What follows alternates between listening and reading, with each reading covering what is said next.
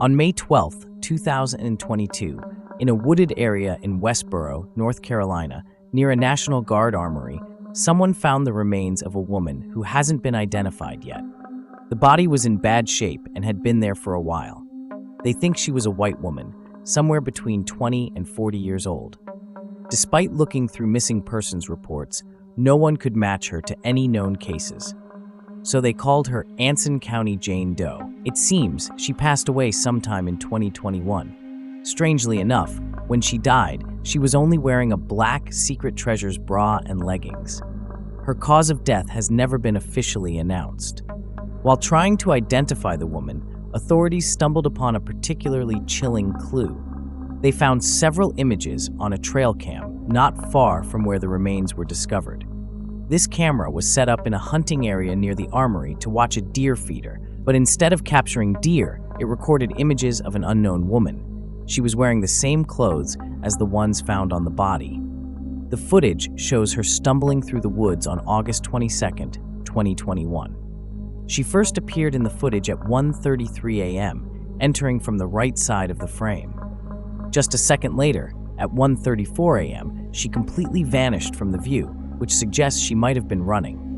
Then, she appeared again between 4:30 and 4:31 a.m., this time moving in the opposite direction.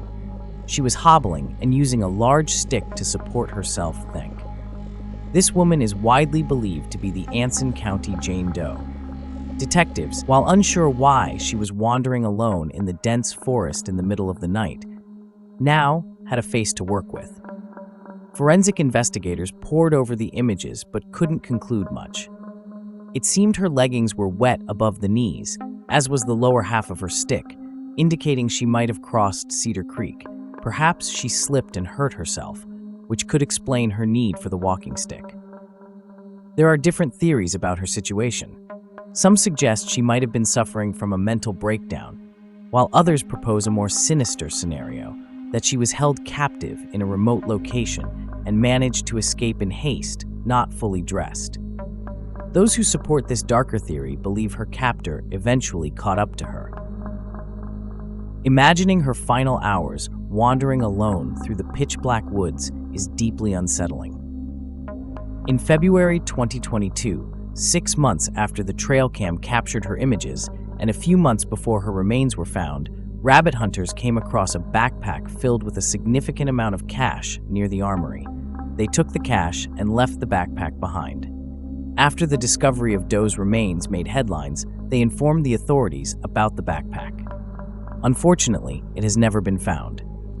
Even though the trail cam provided pretty clear pictures of the Doe's face, it didn't lead to any breakthroughs, or at least none that the police have shared with the public.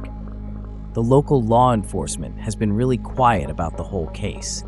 They haven't shared details about what the woman looked like, how she died, her hair color, or even what the missing backpack looked like. No big news outlets have covered the story either, which makes many people feel like not enough is being done to solve this case. One local even said, "I sure hope I never go missing in Anson County." This silence has sparked a lot of interest online. With so many unanswered questions, the Doe's identity has become a hot topic on YouTube, Reddit, and especially on Facebook. There's a Facebook group called Attempt to Locate with 123,000 followers. It's a place where people post pictures of unidentified people who have passed away and try to match them with missing persons cases. While talking about the images of the Anson County Jane Doe, several members mentioned Amber Ray Johnston, a 36-year-old mother from Mojave County, Arizona, who has been missing since August 2021. According to her profile on missingpersonscenter.org, Amber was last seen in Bullhead City in August 2021. She left all her personal items at her apartment. Around the same time, her boyfriend moved to Myrtle Beach, South Carolina. Amber was supposed to catch a bus on August 16th to meet him there. Her last Facebook update was a live stream from a bus on August 19th, just before she got off at Winston-Salem. Since then, no one has heard from her, and it's unclear if she ever made it to Myrtle Beach. Interestingly, after she disappeared, another woman used Amber's food stamp card. This woman said Amber's boyfriend sold her the card. In the months before she went missing, Amber had been using drugs and seemed paranoid. Her case is still unsolved, and the details are murky. Amber Johnston looks strikingly similar to the woman seen on the trail cam, and the dates of her last known activities match the timing of the footage. This connection has been brought to the attention of the authorities, but it's not yet confirmed if Amber is indeed the doe. Given the recent surge in interest in this case, it's likely that the local authorities will put more effort into identifying her. Hopefully, she will soon be recognized and have her name returned to her. For now, Anson County Jane Doe remains one of the 14,000 unidentified people in the USA. Regina K. Walters was a 14-year-old girl from Pasadena, Texas, who tragically ran away from home with her boyfriend, Ricky Lee Jones, in early 1990. What might seem like youthful adventure took a dark turn. The couple visited an old farmhouse where they took eerie photos, with Regina donning what appeared to be funeral attire. The images captured at the farmhouse reveal a genuine look of fear on Regina's face, a stark contrast to the playful horror one might expect from teenagers. The truth behind the photos is harrowing. Ricky Lee Jones was not the one behind the camera. He had already been murdered by the time those photos were taken. The photographer was Robert Ben Rhodes, a sinister figure whose presence marked a deadly end for the young runaways. Shortly after their escape, Regina and Ricky were hitchhiking when Rhodes, driving a truck, stopped for them. Instead of a ride, Ricky met his end, and Regina was abducted into what was effectively a mobile torture chamber. Rhodes, a discharged Marine with a history of criminal behavior and sadistic tendencies, had transformed the trailer of his truck into a horrific site where he would fulfill his brutal impulses. Rhodes had previously engaged in similarly gruesome acts. In January 1990, he kidnapped Patricia Candace Walsh and her husband while they were hitchhiking in Texas. After murdering the husband, Rhodes tortured Patricia in his truck before eventually killing her. Another victim, an 18-year-old girl from Houston, miraculously convinced Rhodes to release her, a rare occurrence in his spree of violence. Regina's ordeal was prolonged and torturous. Rhodes not only physically tormented her, but also psychologically by contacting her father to describe the horrors he inflicted. Eventually, Rhodes brought Regina to an abandoned farmhouse, forced her into a black dress and heels, and made her pose for photographs. These images, which captured Regina's palpable fear, were among the last moments of her life before Rhodes murdered her.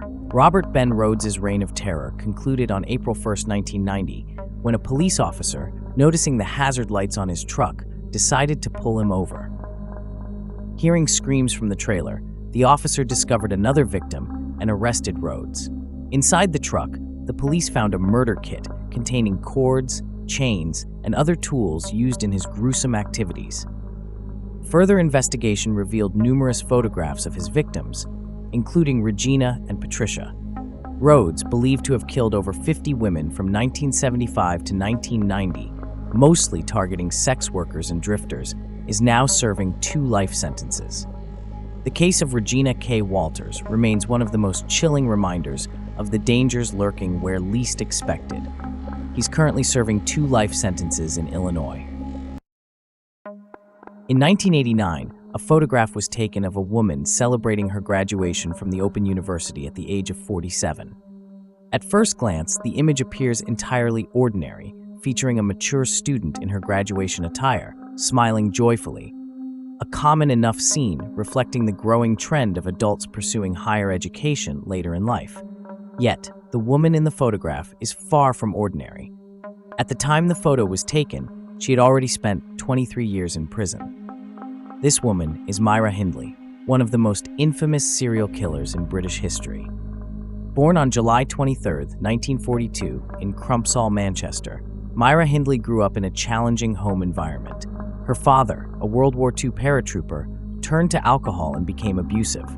He insisted that Myra defend herself aggressively from an early age, which included her knocking out a boy when she was just 8 years old. Throughout her teenage years, Hindley struggled with employment and personal relationships, eventually becoming engaged at 17, though the relationship soon ended as she felt her fiancé was too immature. In 1961, she took a job as a typist at a chemical distribution company called Millward's, where she met Ian Brady. Despite his intelligence and composed demeanor, Brady had a troubled past, including multiple stints in reform schools. Hindley became deeply infatuated with Brady, who introduced her to his extremist views, including a fascination with Nazi Germany. As their relationship developed, Hindley began to mirror Brady's interests and ideologies, dyeing her hair blonde and adopting a look she believed Brady desired. Their relationship took a dark turn into criminal activities. Initially, these included plans for bank robberies, though they never executed these plans. The true extent of their crimes was far more sinister. On July 12, 1963, Brady expressed his desire to commit the perfect murder, which led to the death of 16-year-old Pauline Reed, followed by several other victims over the next few years, including John Kilbride, Keith Bennett, Leslie Ann Downey, and Edward Evans. Each victim was lured under false pretenses, brutally murdered, and buried on the moors. The couple's heinous acts ended when they were arrested, and their trials revealed the depth of their cruelty, securing their place as two of the most notorious murderers in the annals of British crime.